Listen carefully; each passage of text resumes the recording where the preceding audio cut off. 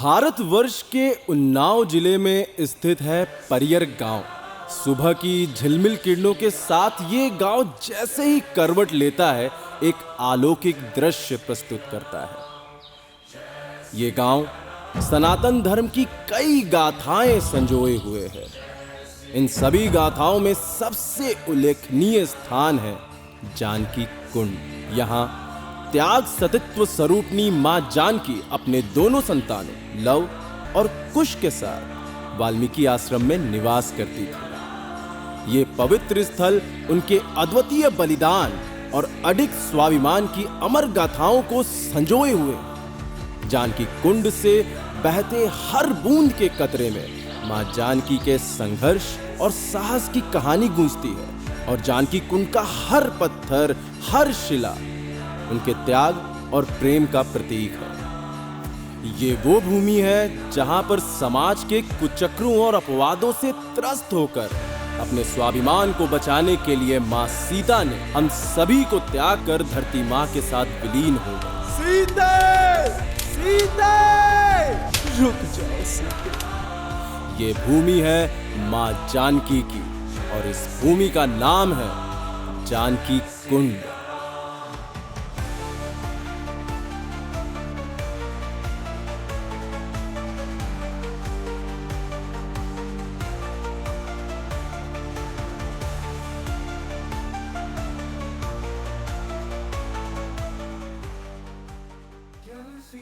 विधि के विधान से कोई नहीं मुक्त हो सकता। ये सत्य हर युग में स्थिर है। यह है राजा जनक और उनका राज्य मिथिला। राजा जनक और उनकी पत्नी की कठिन तपस्या के बाद उन्हें धरती मां ने एक पुत्री आशीर्वाद स्वरूप दी। संतान का नाम सीता रखा गया, जिसका अर्थ होता है डोर।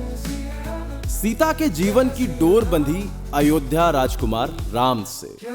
तीनों लोग हर्ष और उत्सव मना रहे थे, परंतु राजकुमारी सीता, जो कभी आठों याम दास दासियों से घिरी रहती थी, कोमल फूल उठाना भी जिस सुकुमारी के लिए बोझ था, उसके नियति में वनवास लिखा था। अपितु विरोध के अपने पति के वचन और आत्म स्वाभिमान की रक्षा के लिए वो वनवास को निकल गई। वनवास में जीवन बड़ा दुर्गम था, परंतु नियति को मां सीता से और भी कष्ट उठवाने थे। 10 ग्रीवा 10 कंठा रावण हुए। अशोक वाटिका में मां ने अपना जीवन पूर्ण सतित्व और स्वाभिमान के साथ बिताया। उनको विश्वास था कि प्रभु श्री राम उन्हें वापस लेने आएंगे, और राम आए भी।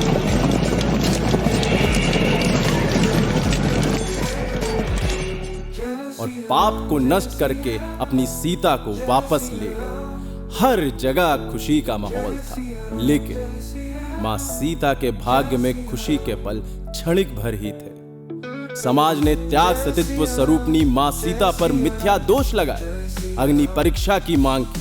माता चुप रही। लोग यहां भी ना रुके। महाराज राम अपनी प्रजा के भ्रम और अपवादों से त्रस्त होकर मां सीता से बात की। मां सीता ने राजा राम को उनके राजधर्म का पालन करने को कहा, और वह लक्ष्मण के संग वाल्मीकि आश्रम आ गए।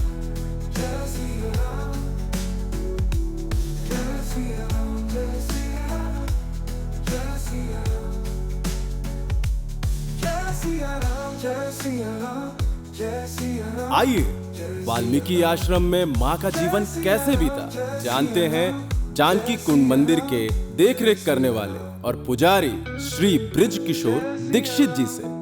वाल्मीकि जी की तपस्थली है, माता जानकी की शरण स्थली है, लव कुश की जन्म स्थली है, वाल्मीकि जी की तपस्थली है। चारों ओर लव कुश की रणस्थली भी है, जहाँ लव कुश का रण भी हुआ है प्रभु राम की सेना से।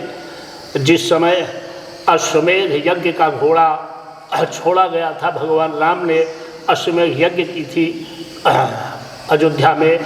वहाँ जब लंका जीत करके आए हैं, और उसके बाद जब माँ यहाँ आ गई, उसके कम से कम 60-70 वर्षों के बाद अश्वमेध यज्ञ हुआ, उसका घोड़ा फिर छोड़ा गया विश्व विजय के लिए। तो यहाँ उस समय लवकुश करीब 11 वर्ष के बालक थे वो, उस समय की बात है। तो जब घोड़ा यहाँ आया क्षेत्र में तो उसका नाम है पावा, जहाँ घोड़े को लवकुश ने पकड़ा था उस जगह का नाम पड़ता है पावा। चूँकि पाया था वहाँ घोड़े को, इसलिए पकड़ लिया। राम जी की सेना ने बहुत अनुनय विनय की और बालकों से कहा कि घोड़े को छोड़ दे, लेकिन बालकों ने घोड़े को नहीं छोड़ा, क्योंकि उसके जो मस्तक पर पत्र लिखा हुआ था उससे अहंकार की बू आ रही थी। तो बच्चों ने कहा जो इस पर चैलेंज दिया गया है वो चैलेंज स्वीकार करें आप, तब घोड़ा ले जाएं, या तो मुझे परास्त करें या मुझे जीत कर घोड़ा ले जाएं। इसलिए बच्चों ने घोड़ा देने से इनकार कर दिया। राम जी की सेना से कहा था कि आप झुक जाइए, हम घोड़ा दे देंगे, आप हमारा चैलेंज स्वीकार कीजिए, आप घोड़ा ले जाओ। तो उन्होंने हार नहीं मानी और बच्चों से युद्ध को ठान दिया। इसलिए बच्चों से वो सेना परास्त हुई। और चार ही मूर्तियाँ ऐसी थी जो इस लीला को जान रही थी। जो लीला राम जी कर रहे थे उसको 4 लोग ही जान रहे थे, महर्षि वाल्मीकि जी, माता जानकी और हनुमान जी और राम जी हमारे। बाकी कोई नहीं जानता था कि हो क्या रहा है। बाकी तो सब जानते थे, बच्चों से, छोटे छोटे बच्चों से हम लोग युद्ध कर रहे हैं और परास्त हो रहे हैं। ये क्यों हो रहा है ऐसा जो हम आज बच्चों से परास्त हो रहे हैं? लेकिन वो बच्चे तो प्रभु का ही अंश थे, अहंकार को नष्ट करना था पूरी सेना की, इसलिए उन बच्चों से ऐसा हुआ। और माता जानकी का परित्याग जो हुआ, तो परित्याग हुआ ही नहीं माता जानकी का, किसी ने, भगवान राम ने परित्याग नहीं किया है। माता जानकी ने तो राम जी की सलाह से वन में आई थी। परित्याग धोबी तो एक कहानी है केवल, लेकिन उन बच्चों को शिक्षित करना था, ऋषि मुनियों के आश्रमों में दर्शन कराना था, उनको संस्कारित करना था, उनको पारंगत करना था संस्कारों में और विद्याओं में। इसलिए माता ने सलाह करके भगवान राम से और वन के लिए प्रस्थान किया था, बाकी कोई नहीं जानता था। लक्ष्मण जी ने जब कहा माता तुम जंगल में यहाँ रुकोगी और हम तो लौट के नहीं जाएंगे, यहाँ प्राणों को छोड़ देंगे। भगवान राम ने तो ऐसा कुछ नहीं कहा कि इनको जंगल में छोड़ आना, उन्होंने तो कहा था कि जाइए सघन बन के दर्शन करा करके लाइए ऋषि मुनियों के आश्रमों के और इनको घुमा लाइए। बोली ये हमारी और हमारे स्वामी की बात है, हम जितना आपको आदेश दे रहे हो बेटा उतना करिए आप अयोध्या वापस लौट जाए। फिर लक्ष्मण नहीं गए, बोले मैं प्राणों को त्याग दूंगा माँ, मैं ऐसे आपको छोड़कर इतने घने जंगल में कैसे जा सकता हूँ, जहाँ बड़े बड़े हिंसक जीव निवास कर रहे हैं, कुछ भी घटित हो सकता है। तो माँ ने फिर भोले बाबा से प्रार्थना की। लखनऊ के पास पड़ता है मोहान, वहाँ रथ को त्यागा था माँ ने। फिर वहीं जलेश्वर भगवान की स्थापना की माता ने अपने हाथों से सई नदी की बालू से उनकी स्थापना की। उसका नाम पड़ा था सीता नदी, अब उसको सई नदी कहते हैं। उसी समय वो प्राकट्य हुई थी, वहाँ जंगल था, वहाँ कुछ नहीं था। माँ ने कहा अब यहाँ भोले बाबा की हम स्थापना कैसे करें प्रभु। माँ गंगा से प्रार्थना की तो वहाँ सई नदी का प्राकट्य हो गया, तो उस नदी का नाम पड़ा था सीता नदी। अब उसको सई नदी के नाम से लोग जानते हैं। और वहाँ तब उनका मोह भंग हुआ लक्ष्मण जी का, और वो वापस जो है अयोध्या को चले गए। माँ वहाँ से जंगल की गंगा की तरफ इधर बढ़ी और वाल्मीकि जी के आश्रम की तरफ आई। वाल्मीकि जी जान रहे थे आज जगत जननी जगदम्बा पधार रही है, स्वागत के लिए तैयार थे। एक दूसरे को दंडवत प्रणाम किया और माता को यहाँ रखा इसी आश्रम में, और उनका नाम बनदेवी रखा। माता जानकी के नाम को छुपाते हुए उन्होंने उनका नाम यहाँ बनदेवी रखा। बनदेवी के नाम से ही वो जानी जाती थी। फिर यहीं कुछ समय के बाद लव कुश का जन्म हुआ, चूँकि गर्भ में लव पल रहे थे। लव का यहाँ जन्म हुआ और कुश को महर्षि वाल्मीकि जी ने स्वयं अपनी दिव्य शक्ति के द्वारा बनाया था। उसका कारण ये था कि गंगा पास में ही थी और माँ डेली जाती थी तो बच्चे को वहीं छोड़ देती थी और चली जाती थी। एक दिन बच्चा जब जाने लगी तो रुदन करने लगा, तो माँ ने गोद में उठा लिया, बोले चलो इसको वहीं लिए चलते हैं। तो वाल्मीकि जी जब अपनी साधना से उठे तो वो जानते थे कि रोज़ जो काम करने जाते हैं वहाँ कपड़े धोने, बर्तन धोने, सभी कुछ। तो देखा आज बालक यहाँ क्यों नहीं है, और घनघोर जंगल था। उन्होंने सोचा ऐसा तो नहीं कोई हिंसक जीव उठा ले गया हो बालक को, लौट कर आएगी वो बंदेगी, मैं उसे क्या जवाब दूंगा, बालक कहाँ गया। उन्होंने एक तिनके को उठाया और उसको अभिमंत्रित कर दिया, तो बालक का स्वरूप हो गया, बालक बन गया। उसका नाम कुश रखा, उनका लव था, उनका नाम कुश हुआ, इसलिए आज कुश की बड़ी महत्ता है। जो है हर धार्मिक कार्यों में कुश की ज़रूरत पड़ती है जी। तो यही सब यहाँ की लीला है। ये इतना पौराणिक स्थल है और इसकी स्थापना फिर जो है गरिया स्वामी ने इसको इस स्थान को बढ़ाया और प्रमाणित किया, दिखाया कि देखिए महर्षि वाल्मीकि रामायण में भी यहाँ का वर्णन है, जिस प्रकार माता अयोध्या से आई और यहाँ रहीं, कहाँ कहाँ रुकी। गोमती पर रुकी थी माँ एक रात के लिए लखनऊ में, उसका नाम लखनपुर पड़ा था। उसी समय की ये बात है, तभी उसका नाम लखनपुर पड़ा। सीतापुर में रुकी तो सीतापुर पड़ा नाम उनका, सर्वप्रथम रथ सीतापुर में रुका था, फिर लखनऊ में रुका। स्नान ध्यान करके सुबह इधर की ओर प्रस्थान किया। तो जितने भी रास्ते में क्षेत्र हैं वो सब प्रमाणित है इस धरा पर। ये हमारी धरा युगों युगों को समेटे हुए है, एक युग को ही नहीं समेटे। जब से ब्रह्मा जी का दिन चल रहा है तब से ये 2000 युगों को समेटे हुए हैं। आधा दिन व्यतीत हो चुका है लगभग ब्रह्मा जी का, आधा दिन अभी बाकी है, अभी 2000 युग निकलने वाले हैं। तो उन 2000 युगों में क्या क्या होता है, फिर राम जी का जन्म होगा, फिर हिरण्याकश्यप आएगा, फिर हिरण्याक्ष आएगा, फिर कंस आएगा।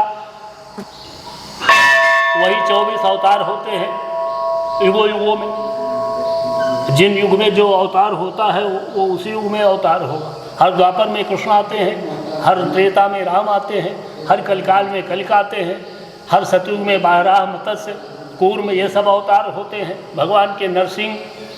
तो यही सब लीला है उस परम सत्ता की। अब उसको हम कहाँ अनबी के बालक हम क्या जाने। आइए आपको जानकी कुंड में स्थित एक अद्भुत और अलौकिक स्थान से आपका साक्षात्कार कराता हूँ। ये है अक्षयवट। सनातन धर्म में इसे अनंत काल का प्रतीक माना जाता है, क्योंकि ये वृक्ष सनातन काल से चिरंजीव है।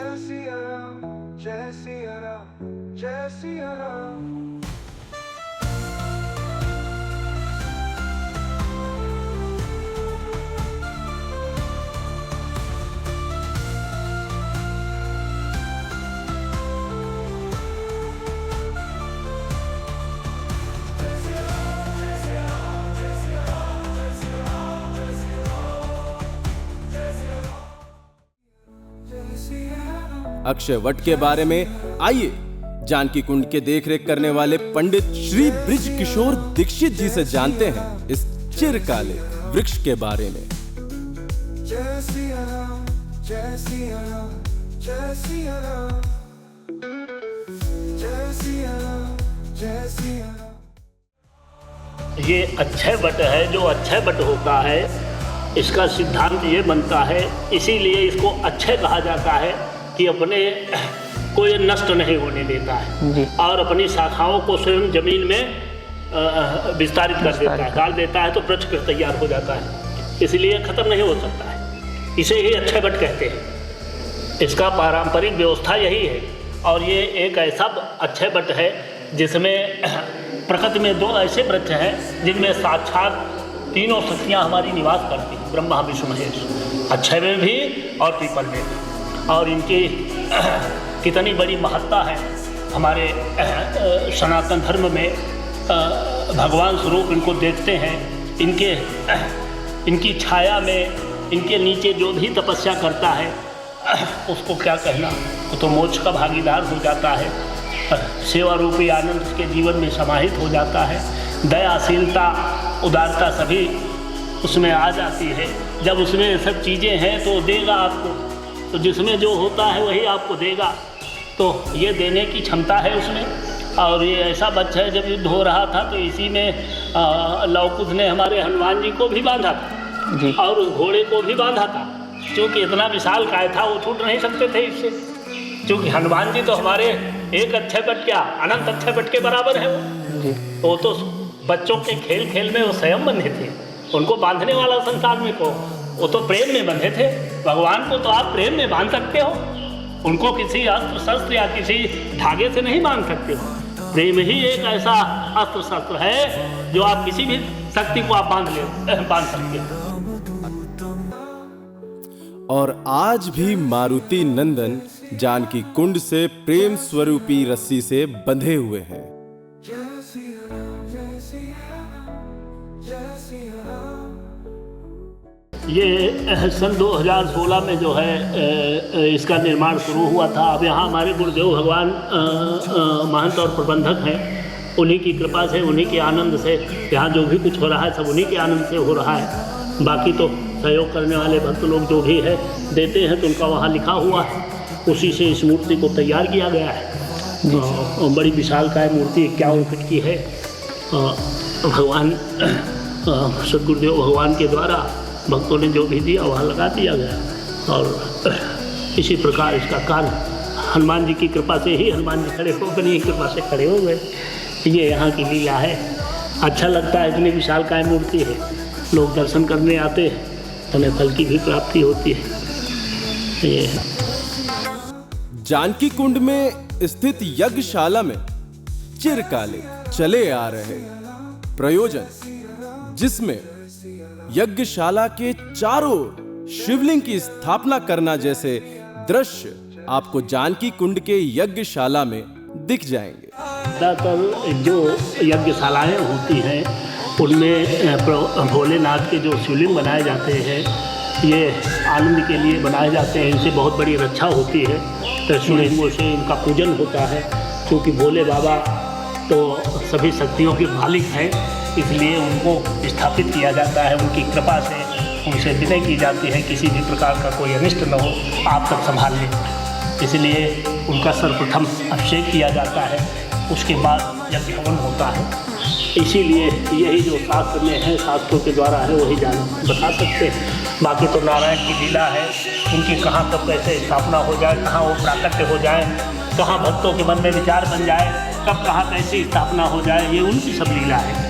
बाकी जो है यही समझ में आता है कि इसी प्रकार कोई अनिष्ट न हो किसी भी प्रकार का, और हमारा यज्ञ पूर्ण रूप से संपन्न हो, इसलिए शिवलिंग लगा करके उनका महाअभिषेक किया जाता है, उनसे प्रार्थना की जाती है।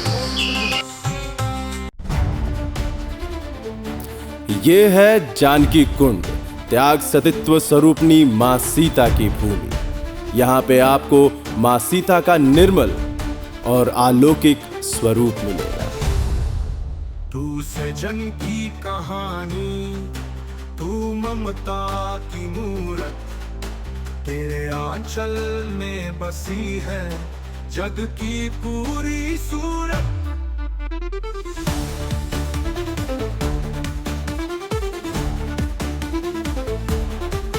तू धरती की बेटी, तू धैर्य की देवी, तेरे बिना अधूरी है जीवन की हर यात्रा।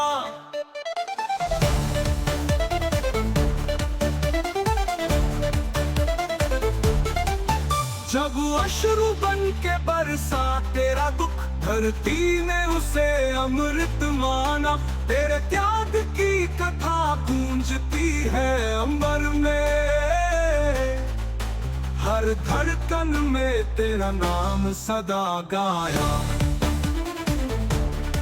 हे मां सीता, तुझसे है ये जग साकार, तेरे पथ पर चलता है समय का पहिया बारंबार।